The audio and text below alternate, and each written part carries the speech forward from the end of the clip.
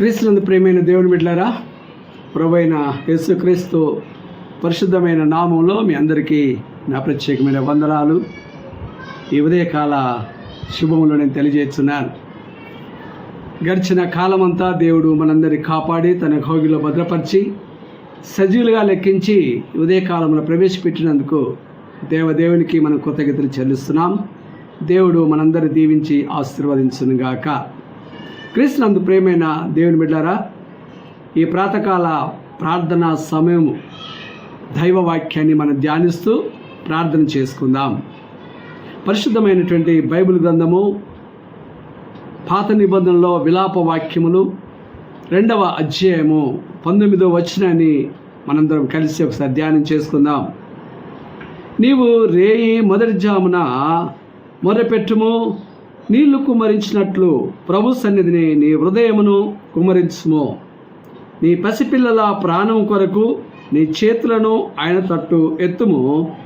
ప్రతి వీధి మొగను ఆకలిగొని వారు మూర్ఛిల్లుచున్నారు. చిన్న ప్రార్థన.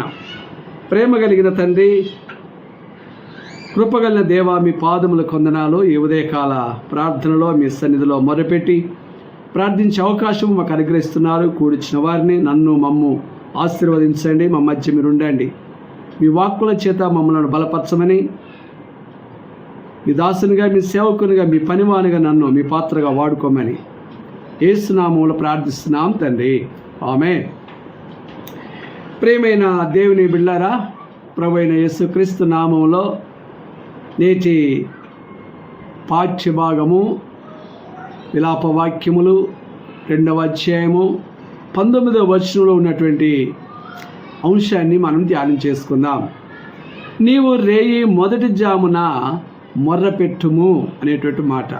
మొర్రపెట్టుట ఈరోజు మన అంశ భాగం ఏంటంటే మొర్రపెట్టుట.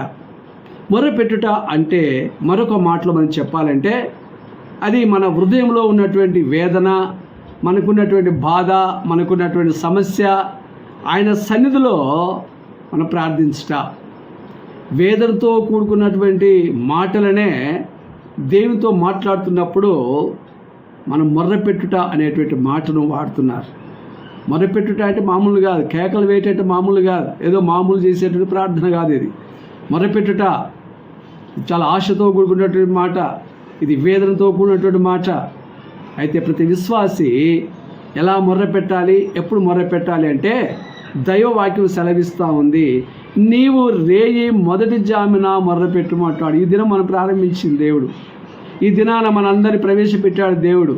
ఈ దినం ప్రారంభించబడిన మొదటి దినమున, అనగా సూర్యుడు ఉదయించక ముందు రేయి మొదటి జాముననే మనము లేచి ప్రభును మొర్రపెట్టడం వల్ల వచ్చే ఆశీర్వాదాలు ఈరోజు మనము తెలుసుకుందాం. అందుకొరకే ప్రభు అంటున్నాడు, నీవు రేయి మొదటి జామున మొర్రపెట్టుము అంటున్నాడు. మొర్రపెట్టుట అనేటువంటి అంశంలో మన అవసరతలు, మన అక్కరలు, మన బాధలు, మన కోరికలు, మన సమస్యలన్నీ కూడా మన పరలోకపు తండ్రి యొక్క పాద సన్నిధిలో మొర్రపెట్టాలని, ప్రార్థించాలని దేవుని వాక్యం సెలవిస్తాను. కనుక ప్రార్థన అంటే ఏంటి? ప్రార్థన అంటే దేవునితో మాట్లాడుట. విశ్వాసి ప్రార్థన చేయడం అంటే తను నమ్ముకున్నటువంటి దేవుడు, తన రక్షకుడైనటువంటి యేసుక్రీస్తు నామములో ఆయనతో కలిసి మాట్లాడుట, ఆయనకు మన విన్నపాలు, విజ్ఞాపనలు తెలియచేయుట అని మనము అదే ప్రార్థన. ప్రార్థన అంటే ఆర్తించడానికి కూడా నేర్చుకుంటున్నాం. కనుక మొట్టమొదటిగా మాట ఏంటంటే రేయి మొదటి జామున దేవునికి మనం మొర్ర పెట్టాలి అనేది మొదటి మాట. రెండో మాట ఏంటంటే నీళ్లు కుమ్మరించినట్లు ప్రభు సన్నిధిని నీ హృదయమును కుమ్మరించమంటున్నాడు. నీళ్లు ఎలా మనం కుమ్మరిస్తాము, ఎలా పారబోస్తాము, ఎలా వ్యర్థం చేస్తాము? కానీ ఇది వ్యర్థం చేసేటువంటి మాట కాదు. ఇది మామూలుగా పారబోసేటువంటి మాట కాదు. ఇది చాలా విలువైనటువంటి మాట. ఈ ఉదయం నేను ప్రార్థన చేసేటప్పుడు, దేవుణ్ణి మొరపెట్టేటప్పుడు నీ హృదయాన్ని కుమ్మరించాలి.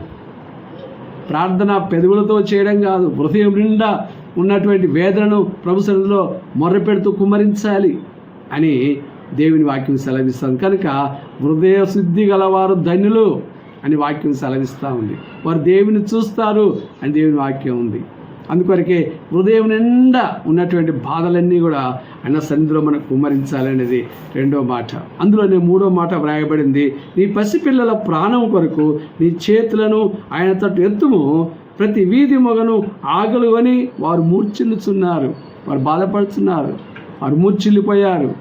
ఈరోజు రెండు రకాల సంబంధమైన పిల్లలు మనకు ఉండవచ్చు. ఒకటి ఆత్మీయమైనటువంటి పిల్లలు, ఒకటి శరీర సంబంధమైన పిల్లలు. ఒక కుటుంబ యజమానురాలుగా, ఒక ఆధ్యాత్మిక తండ్రిగా, ఆత్మీయ తండ్రిగా దేవుడు మనకు అనుగ్రహించినటువంటి ఆధిక్యతను బట్టి దేవునికి మనము స్తుతులు చెల్లించాలి.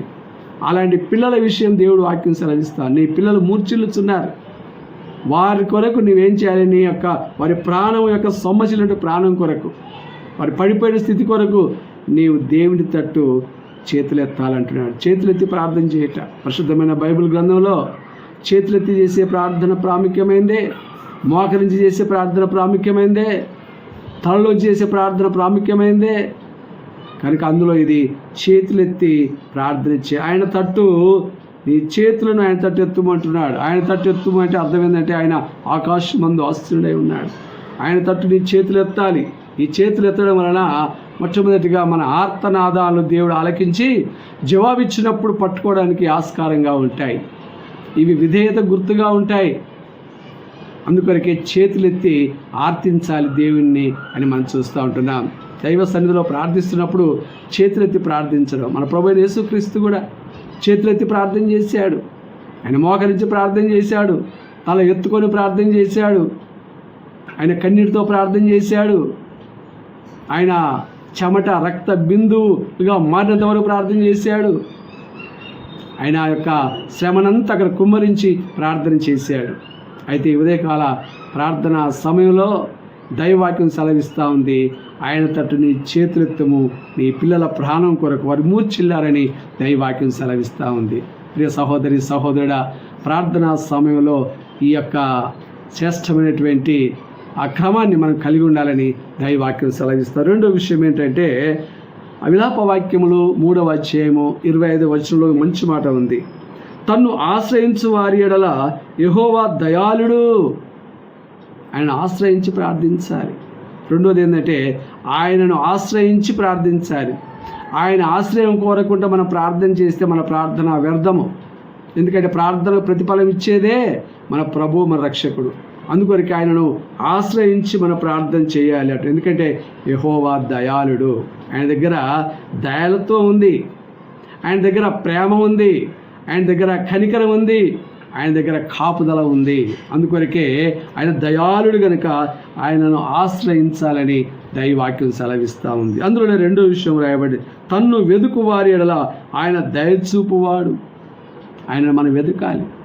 అడుగుడి మీకు ఇవ్వబడును, వెదుకుడి మీకు దొరుకును, తట్టుడి మీకు తీయబడని ప్రభువే సెలవిచ్చాడు కదా. అందుకొరకు ఆయన మనం వెతకాలి. ఉదయకాలం ఈ దినం కొరకు కావాల్సినటువంటి సహాయం కొరకు మనం వెతకాలి. సాయం చేసేవారు ఎవరు అని వెతకాలి. ఆయనే ప్రభువైన యేసుక్రీస్తు. ఆయన ఆశ్రయిస్తే మనకు దయాలత్వం కలిగిన దేవుడు కనుక ఆయన దయ చూపుతాడని దైవవాక్యం సెలవిస్తూ ఉంది. మూడో విషయాన్ని చూసుకొని మనం ముగించుకుందాం. నరులు ఆశ కలిగి 3వ అధ్యాయం 26వ వచనంలో, నరులు ఆశ కలిగి యెహోవా అనుగ్రహించు రక్షణ కొరకు ఓపికతో కనిపెట్టుట మంచిది. ఆయన మనకిచ్చేటువంటి రక్షణ, మనకిచ్చినటువంటి నిరీక్షణ, మనకు కావాల్సిన కాపుదల ఆయన అనుగ్రహిస్తాడు. దయాళుడు కనుక, ఆయన దయలతో గల దేవుడు కనుక, దయచూపే దేవుడు కనుక ఆయన ఆశ్రయించినటువంటి నరులు ఆశ కలిగి ఆయనను ప్రార్థించినప్పుడు ఆయన రక్షణ కవచాన్ని మనకు అనుగ్రహిస్తాడు. అయితే దాని కొరకు మనం ఏం చేయాలంటే ఓపికతో ప్రార్థించాలి. కొంతమంది ప్రార్థన చేస్తారు, వెంటనే జవాబు కావాలి, లేకపోతే ఆయన దేవుడు కాదంటారు. కానీ మన దేవుడు జాలి కలిగిన దేవుడు. ఒక తండ్రి తన కుమారుల ఎలా జాలి పడతాడో, యెహోవా తన భయభక్తులు కలిగిన వారి పట్ల జాలిపడే దేవుడు కనుక ఆయన దయచూపే దేవుడు, జాలి గల దేవుడు కనుక ఆయన ప్రేమ కొరకు మనము ఓపికతో ఎదురు చూడాలని దేవుని వాక్యం సెలవిస్తాను. ఒకసారి మీరు పరిశుద్ధమైన బైబిల్ గ్రంథం ఉన్నట్లయితే యోనా గ్రంథంలో ఒక చక్కటి మాట వ్రాయబడింది. ఎందుకంటే మన దేవుడు ఎలాంటి వాడు అని మనం చూడాలి. ఎందుకంటే మన దేవుడు ఎలాంటి దేవుడు అనేటువంటి మాట 4వ అధ్యాయంలో 2వ వచనంలో, యోనా గ్రంథము 4వ అధ్యాయము 2వ వచనంలో వ్రాయబడింది.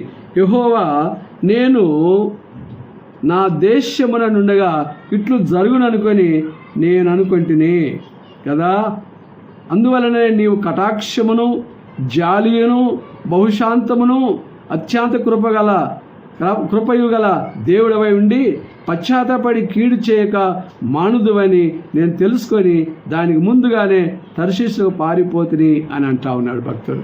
మన దేవుడు ఎలాంటి వాడంటే ఆయన కీడు చేసే దేవుడు కాదు, ఆయన మేలు చేసే దేవుడు, ఆయన కరుణా కటాక్షం వెళ్ళినటువంటి దేవుడు, ఆయన జాలి కలిగినటువంటి దేవుడు, బహుశాంతం కలిగినటువంటి దేవుడు, అత్యంత కృప కనికరం కలిగినటువంటి దేవుడు అని దైవవాక్యం సెలవిస్తూ ఉంది. కనుక క్రీస్తునందు ప్రేమ దేవుని బిడ్డలారా, ఈ ఉదయకాలం నీవు చేసే ప్రార్థన, నేను చేసే ప్రార్థన, మనందరూ చేసే ప్రార్థన దేవుడు మేలుకరంగా చేయనుగాక.